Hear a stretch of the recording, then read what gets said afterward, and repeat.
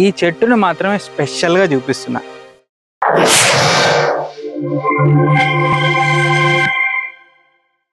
So ఇప్పుడు నేను ఏం చేస్తున్నానంటే, ఇందాక మనం వచ్చిన రూటు ఇటు సైడ్ నుంచి, నా ఆపోజిట్ సైడ్లో నుంచి అలా కాకోకుండా ఇప్పుడు ఇటు సైడ్ నుంచి వెళ్తున్నాను అనమాట కిందకి. ఆ రూటు చాలా ఘోరంగా ఉంది, బూట్లు మొత్తం ముళ్ళులు గుచ్చుకున్నాయి. ఇంకా కిందకి పోతే ఆ ముళ్ళులు కాళ్ళకు కూడా గుచ్చుకునేలాగా ఉన్నాయి బూట్లలో నుంచి పోయి. సో నేను ఏం చేస్తానంటే ఇట్లా వెళ్ళిపోతా, రాజమార్గంలో నుంచి, రహదారి నుంచి కాదు, రాజమార్గంలో నుంచి పోతాను ఇప్పుడు. ఓకే, ఇంకా రాజమార్గంలో ఎట్లుందో చూసుకొని మెల్లిగా అట్లా నడుచుకొని మన బండి దగ్గరికి అయితే వచ్చేద్దాం మనం. ఓకేనా? చూడండి, ఇప్పుడు ఆ లోపల టెంపుల్స్ అన్నీ చూసినాం కదా. ఇప్పుడు కిందకి పోయేటప్పుడు ఇక్కడ ఒక టెంపుల్ ఉంది, అమ్మవారి టెంపుల్ అన్నమాట. ఆ టెంపుల్ ఏందనేది నేను ఇందాక మీకు చెప్పిన టెంపుల్ ఇదేనండి, ఎల్లమ్మ గుడి, రేణుకా ఎల్లమ్మ టెంపుల్ అన్నమాట. సో ఇక్కడ అమ్మవారు ఉన్నారు, తీయడం మంచిది కాదు. ఇలా ఉంటుంది, కొండపైన కోటలో ఉంటుంది ఇది రేణుకా ఎల్లమ్మ టెంపుల్. చూడండి, చాలా పాత టెంపుల్, కానీ ఈ మధ్య కొంచెం డెవలప్మెంట్ చేసినారు ఈ టెంపుల్కి సంబంధించి. అదే ఈ పైన మనకు కనిపిస్తున్న ఈ గోడలు కావచ్చు, ఇవన్నీ ఈ మధ్య కట్టినారు, ఈ పెయింటింగ్స్ ఇవన్నీ ఈ మధ్య వేసిందే. సో ఇది మనం ఇప్పుడు వెళ్ళబోయే రాజమార్గం. ఇంతకుముందు వచ్చింది రహదారి, ఇది రాజమార్గం. రహదారి అంటే మన దారి, ఇది రాజులు వచ్చిన దారి. సో వెళ్ళిపోదాం ఇంకా కిందకి. ఇంతకుముందు మనం వచ్చిన దారి కంటే ఈ దారి చాలా బెటర్. ఇంతకుముందు దారి ఎట్లుందో మీరు చూసినారు కదా వీడియోలో, ఈ దారి మాత్రం చాలా బాగానే ఉంది. పోవచ్చు కింద దాకా హ్యాపీగా వెళ్ళిపోదాం. చూడండి, కోట గోడలు, ఒక్కొక్క గోడ 30 అడుగుల ఎత్తు ఉన్నాయి. ఇదిగో చూస్తున్నారా, 30 అడుగుల ఎత్తు ఉంది కోట గోడ.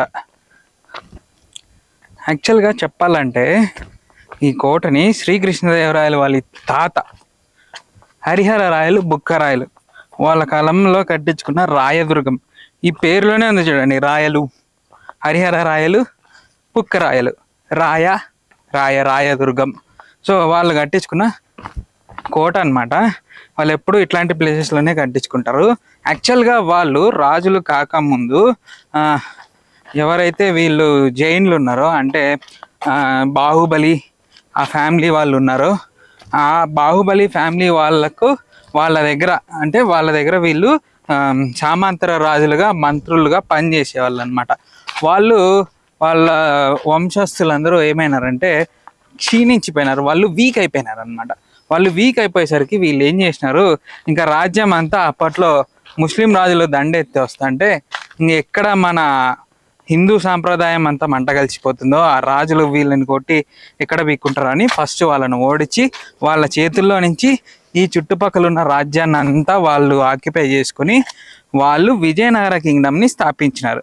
అట్లా విజయనగర కింగ్డమ్ని స్థాపించుకొని 300 సంవత్సరాలు ఎడతెరిపిగా అడ్డు లేకోకుండా పాలించినారు. 300 years పాలించినారు వాళ్ళే. వాళ్ళల్లో ఒకడే శ్రీకృష్ణదేవరాయల రాజు. అంతకుముందు వాళ్ళంతా పరాక్రమవంతులు, కానీ శ్రీకృష్ణదేవరాయల నుంచి కొంచెం అంటే వాళ్ళు యుద్ధాలు, ఈ సుల్తానులతో, బహుమని సుల్తాన్లతో వాళ్ళతో యుద్ధాలు చేయడం శ్రీకృష్ణదేవరాయల కాలం నుంచిలో మొదలైంది. కాబట్టి అక్కడి నుంచి శ్రీకృష్ణదేవరాయలు కొంచెం ఫేమస్ అయినాడు. ఆ తర్వాత అచ్యుతరాయలు, ఇంకా కొంతమంది చాలామంది ఉన్నారు. వీళ్ళంతా టెంపుల్స్ కట్టి మంచి మంచి రాజ్యాలు, ఇట్లాంటి రాజ్యాలన్నీ నిర్మించుకొని వాళ్ళు ఫేమస్. అంటే వాళ్ళ తాతలు వాళ్ళు ఫేమస్ అయితే, శ్రీకృష్ణదేవరాయలు మాత్రం యుద్ధాలు చేసి చాలా చాలా రాజ్యాలు ఆక్రమించుకొని ఆయన ఫేమస్ అయ్యాడనమాట. ఇక ఆ తర్వాత అచ్యుతరాయలు కాలానికి వస్తే, అచ్యుతరాయలు వచ్చేసి మేనల్లుడు. శ్రీకృష్ణదేవరాయలకి కొడుకులు లేరు, కూతుర్లు ఉన్నారు. శ్రీకృష్ణదేవరాయలు మేనల్లుడైన అచ్యుతరాయలకి ఆయన తర్వాత ఈ విజయనగర కింగ్డమ్ రాజ్యం అంతా హ్యాండ్ ఓవర్ చేసేసి ఆయన కూడా చనిపోయినాడు. ఆయన అనారోగ్యంతో చనిపోతాడు అనమాట. సో చుట్టూ ఉన్న ఇదంతా అడవిలే కదా, మనం ఇంతవరకు అడవుల్లో వచ్చినాము, ఎక్కడ నేను చూడలే. కానీ ఇక్కడ ఈ చెట్టును మాత్రమే స్పెషల్గా చూపిస్తున్నా. ఈ చెట్టు ఎందుకు అంత స్పెషల్ అంటే, ఇది గంధం చెట్టు అండి. గంధం ఆకులు ఉన్నాయి, బాగున్నాయి, మంచి స్మెల్లే వస్తుంది, గంధం స్మెల్, మంచి గంధం స్మెల్ వస్తుంది. యాక్చువల్గా ఏంటంటే దీని రూట్లు కానీ, దీని స్టమ్స్ కానీ, లేకపోతే దీని బ్రాంచెస్ కానీ, రూట్లు కానీ స్టమ్స్ అంటే మధ్యలో కాండం ఏదైతే ఉంటుందో అది కానీ, దీని బ్రాంచెస్ బాగా గట్టిగా ఉన్న బ్రాంచెస్, ఇట్లా చిన్న చిన్న పుల్లలు కాదు, అదిగో వస్తుంది ఇక్కడ గంధం వచ్చింది ఆల్రెడీ, చిన్న చిన్నగా ఉన్న పుల్లలు కాదు కానీ బాగా లావుగున్న వాటితో గంధపు చెక్కలు తయారు చేసి దానిలోని రాతి పైన నూరితే గంధపు పొడి వస్తుంది. అంటే నీళ్ళు వేసి నూరుతారు, ఆ పేస్ట్ వస్తుంది, ఆ పేస్ట్ మంచి స్మెల్ వస్తుంటుంది, దాన్ని పెట్టుకుంటారు అనమాట. దాన్ని అయ్యప్ప స్వాములు పెట్టుకుంటారు, అలాగే దేవుళ్ళకి కూడా పెడతారండి. ఇది గంధపు చెట్టు. ఇట్లాంటివి ఈ అడవి కదా, ఈ అడవిలో చాలానే ఉన్నాయి, బాగుంది, మంచి స్మెల్ వస్తుంది, గంధం స్మెల్ ఇక్కడ దగ్గర.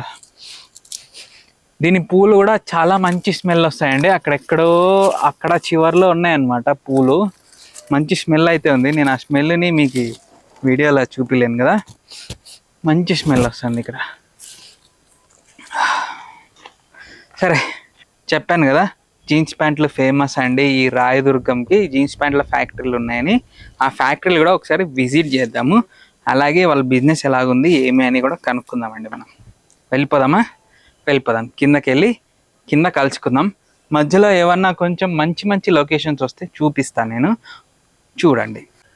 అక్కడ చూడండి ఒక టెంపుల్, ఏదో టెంపుల్ ఉంది, మండపం ఉంది, పక్కనే కోనేరు కూడా ఉంది.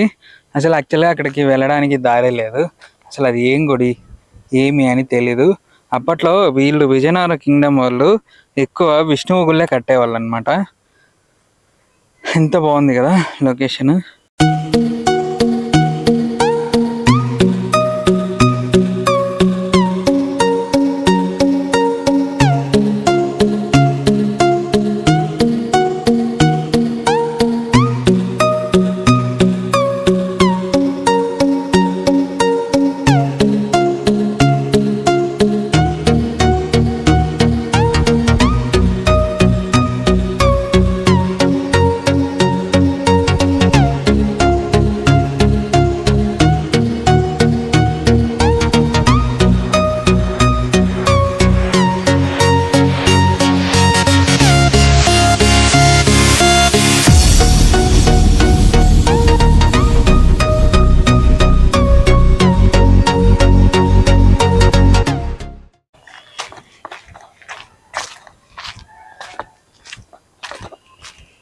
ఈ రాళ్ళన్నీ దారికి అడ్డం పడినాయి, ఏందబ్బా అని అనుకుంటున్నా.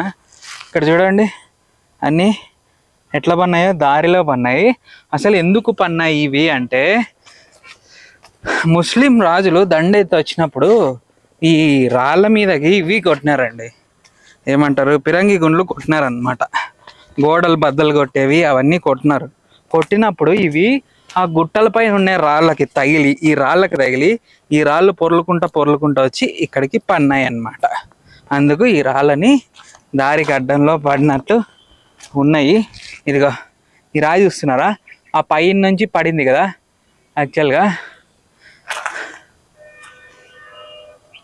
సో ఈ రాయి అన్ని రాయిల మాదిరి కాదు, ఇది ఒక స్పెషల్ రాయి.